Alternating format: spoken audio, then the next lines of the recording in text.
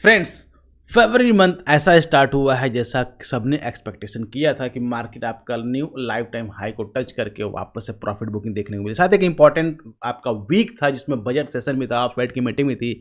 ये सारे सेशन खत्म होने के बाद मार्केट जो उठा पटक मची हुई थी, हम उम्मीद कर सकते हैं कि इस वीक में ये मार्केट थोड़ा सा शांत बिहेव करने वाला है, क्योंकि आने वाले कुछ दिनों में अगर आप देखेंगे जो जनरल इलेक्शन है उसकी भी जो रैली है वो भी स्टार्ट होगी। चाहे अपवर्ड हो डाउनवर्ड हो तो डिस्कस करें किधर किस साइड में हो सकती है, लेकिन काफ़ी इंपॉर्टेंट इवेंट्स थे फिनिश हो गया। और उसकी वजह जो मार्केट में वॉलेटिलिटी देखने को मिली, आपको अप साइड में डाउन साइड दोनों ही साइड में बड़े बड़े मूव्स हुए, बहुत सारे लोगों का एसएल सीट हुए, बहुत सारे लोगों को प्रॉफिट भी देखने को मिला।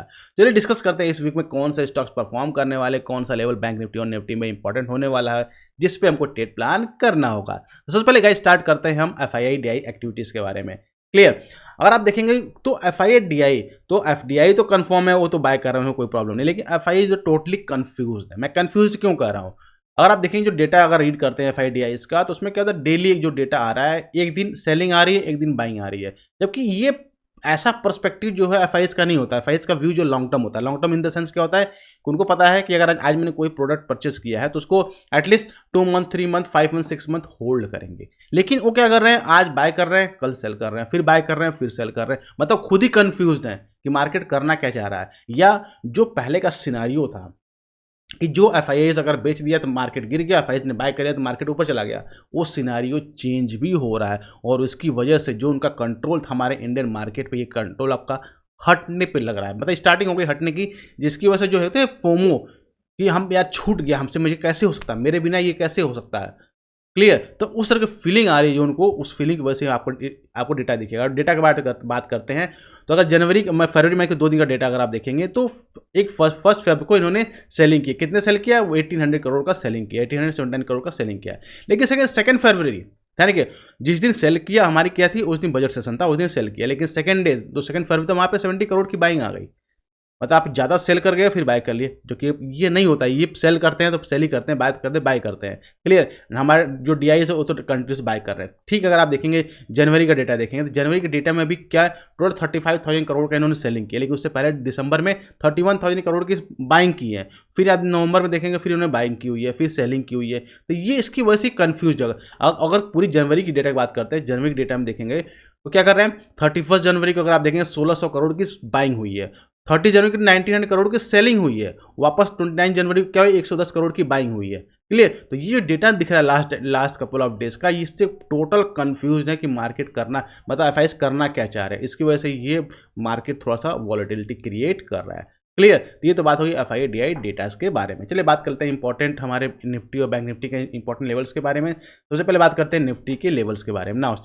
Now guys, on the daily time frame अगर आप वॉच आउट करेंगे तो निफ्टी ने बहुत ही बेरिश टाइप का कैंडलस्टिक पैटर्न क्रिएट किया हुआ, आप इन्वर्टेड हैमर टाइप का कैंडलस्टिक पैटर्न क्रिएट किया हुआ। तो इसके लिए सबसे इंपॉर्टेंट पॉइंट क्या है, 21,800 का लेवल।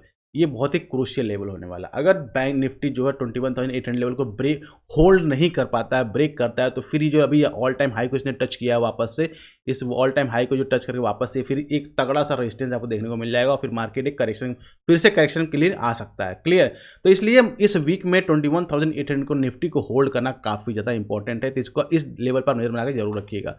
बात करते हैं अगर वीकली टाइम फ्रेम डेटा पे, वीकली टाइम फ्रेम डेटा पे अगर आप देखेंगे तो वीकली टाइम फ्रेम पे बहुत अच्छा बुलिश टाइप का कैंडलस्टिक आपको पैटर्न देखिएगा, क्योंकि अगर 2 रेड कैंडल्स आपको देखने को मिल रही है बड़ी बड़ी, लेकिन उसके अगेंस्ट आपको एक ग्रीन कैंडल जो ऑलमोस्ट इन सारे रेड कैंडल्स को बीट करते हुए दिख रही है। तो इसलिए वीकली टाइम फ्रेम पर तो स्ट्रॉन्ग दिख रहा है, लेकिन डेली टाइम फ्रेम पे आपको ये एक बेरिश टाइप का सिनारियो देखने को मिल रहा है। बात करते हैं इंपॉर्टेंट पॉइंट्स, इंपॉर्टेंट लेवल्स कौन कौन से होने वाले। तो अगर मैं यहाँ पे यूज़ करता हूँ फीबो टूल्स का, क्लियर, अगर फीबो टूल्स का मैं यूज़ करूँगा तो इंपॉर्टेंट लेवल है, एक तो 21,800 का लेवल आपका इंपॉर्टेंट है ये। उसका सबसे इंपॉर्टेंट पॉइंट कौन है, दैट इज 21,746 का लेवल। क्लियर, अगर ये दोनों लेवल्स को निफ्टी होल्ड नहीं कर पाता, ब्रेक डाउन कर देता है, तो फिर आप एक्सपेक्ट कर सकते हैं कि मार्केट फर्दर जो है 21,500 तक वापस मार्केट जा सकता है। तो इसलिए आपको किसी भी एंगल से 21,800 को होल्ड करते देखना चाहते हैं निफ्टी को। तो जितने लोग लॉन्ग होंगे ध्यान रखिएगा, अगर तो मार्केट निफ्टी जो 21,800 लेवल को ब्रेक डाउन कर देता है तो फिर अपनी पोजीशन से आप एग्जिट कर जाइएगा। क्लियर, अगर मार्केट वापस 21,000, क्योंकि लॉन्ग ट्रेड आपको मिलेगा 22,000 के बाद ही, क्योंकि अब ये इंपॉर्टेंट जो अगर आप वॉच आउट करेंगे तो ये एक इंपॉर्टेंट इंपॉर्टेंट आपका रेजिस्टेंस का एरिया है, जहाँ लास्ट टाइम में 2 बार जो है आपका वापस मार्केट गया था, ब्रेक करके ब्रेक नहीं कर पाया, नीचे आ गया था, वापस इस टाइम फिर से अटेम्प्ट किया है, ब्रेक नहीं किया है, वापस नीचे आ गया है। तो ये जो एरिया ये पूरा आपका रेजिस्टेंस का एरिया है। तो लॉन्ग का ट्रेड आपको तभी इनिशिएट करना है जब मार्केट इस रेजिस्टेंस एरिया को ब्रेक करके होल्ड कर जाए, अदरवाइज आपको लॉन्ग का ट्रेड इनिशिएट नहीं करना है। शॉर्ट का लेवल आपको दिख गया 22,000 के 21,800 के नीचे अगर जाता है तो आपको शॉर्ट का ट्रेड आपको निफ्टी में इनिशिएट कर सकते हैं। क्लियर? नहीं तो बात होगी बैंक निफ्टी के बारे में। चलिए बात करते हैं बैंक निफ्टी के बारे में। तो सेम बैंक निफ्टी का अगर लेवल टेबल की बात करते हैं तो बैंक निफ्टी भी बहुत अच्छा लेवल पे दिख रहा है। अगर आप देखेंगे कि लास्ट 2 वीक से क्या बड़ी बड़ी रेड कैंडल्स आपको देखने को मिली, जो इंपॉर्टेंट सपोर्ट का लेवल था बैंक निफ्टी का, उस लेवल पे इसने होल्ड करने की कोशिश किया, दैट इज 45,000 उस लेवल को इसने होल्ड करने की कोशिश किया और वहाँ से एक बाउंस बैक भी आपस में करने को देखने को मिल रहा है। तो फर्दर जो ये एरिया आपका बैंक निफ्टी का जो ये रेंज है, ये काफ़ी इंपॉर्टेंट रेंज होने वाला है। तो अगर इस रेंज को होल्ड नहीं कर पाता बैंक निफ्टी, जो कौन सा है 44,800 से लेकर 45,500 तक, ये 2 लेवल्स है जो काफ़ी इंपॉर्टेंट है। अगर इस लेवल को होल्ड नहीं कर पाता बैंक निफ्टी तो फर्दर डाउन साइड मूवमेंट आपको देखने को मिल सकती है।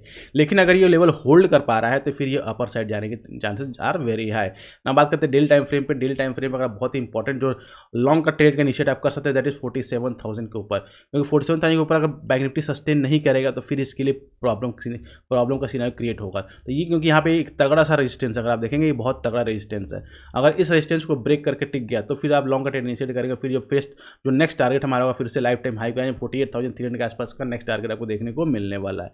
लेकिन अगर इस लेवल को ब्रेक नहीं कर पाता है और शॉर्टिंग के लिए अभी बहुत शॉर्टिंग के लिए आया हुआ है, तो लेकिन शॉर्टिंग के लिए अगर आप देखेंगे 45,900 का लेवल है, इसके नीचे अगर आता है बैंक निफ्टी फिर शॉर्टिंग का प्लान कर सकते हैं। टारगेट आपका यहाँ तक का 44,900 का टारगेट आपको, मतलब ऑलमोस्ट आपको 1,000 पॉइंट का यहाँ पे फॉल देखने को मिल सकता है। तो ये रैली आपको मिल जाएगी।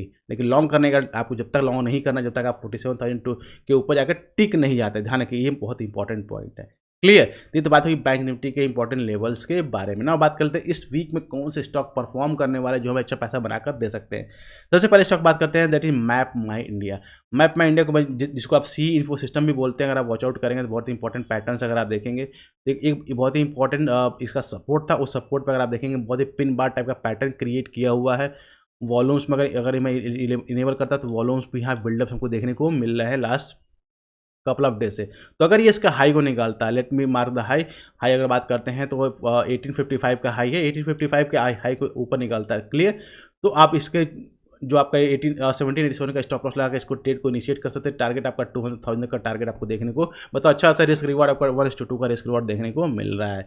नेक्स्ट स्टॉक की बात करते हैं एनआरबी बैरिंग्स। बहुत अच्छा चार्ट पे दिख रहा है, अगर आप देखेंगे इसमें वॉल्यूम भी बिल्डअप देखने को मिल रहे हैं और प्लस एक पोल एंड फ्लैग टाइप का पैटर्न का ब्रेकआउट भी आपको देखने को मिला। अगर आप वॉचआउट करेंगे तो ये आपको बहुत अच्छा पोल बना, फिर एक फ्लैग टाइप का पैटर्न क्रिएट हुआ और इसका ब्रेकआउट करते टाइम अगर आप देखें वॉल्यूम भी इंक्रीज हो रहा है। दैट मीन्स अगर या तो रिट्रेसमेंट में अगर आप समझ रहे हैं आपको मिल जाए 360 के आसपास मिल रहा है या 380 के ऊपर मिल रहा है, दोनों ही केस में एक अच्छा ट्रेड आप इनिशिएट कर सकते हैं। टारगेट आपका समवेयर अराउंड 400 तक का टारगेट आपको देखने को मिल सकता है। And the third one in the Renuka sugar. Sugar industry में काफ़ी कुछ देखने को मिल रहा है, काफ़ी उठाफटा देखने को मिल रही है, तो उस केस में ये रेनुका शुगर एक अच्छा आपका बेट हो सकता है। अगर आप देखेंगे इसने एक ट्रेंड लाइन का चैनल है जिसका ब्रेकआउट करने की तैयारी कर रहा है। अगर आप देखेंगे इसे ब्रेकआउट करते हैं, वॉल्यूम भी बहुत अच्छा देखने को मिल रहा है। तो अगर ये ब्रेकआउट सक्सेसफुल होता है तो समवेयर अराउंड 48 के आसपास आप बाय प्लान कर सकते हैं या आप 50 के आसपास बाय प्लान करते हैं। टारगेट आपका 54 से लेकर 58 तक का टारगेट आपका देखने को मिल सकता है। तो गाइस ये थी डिटेल एनालिसिस इस वीक के ट्रेडिंग सेटअप के बारे में। तो आई होप आपको वीडियो अच्छा लगा, इसके लिए एक लाइक तो जरूर बनता है। साथ ही तो अपने चैनल को सब्सक्राइब नहीं किया जरूर सब्सक्राइब कर ले ताकि इस तरह की इन्फॉर्मेटिव वीडियो आपसे मिस ना हो। तो गाइस मिलते हैं नेक्स्ट वीडियो में। Till that happy trading.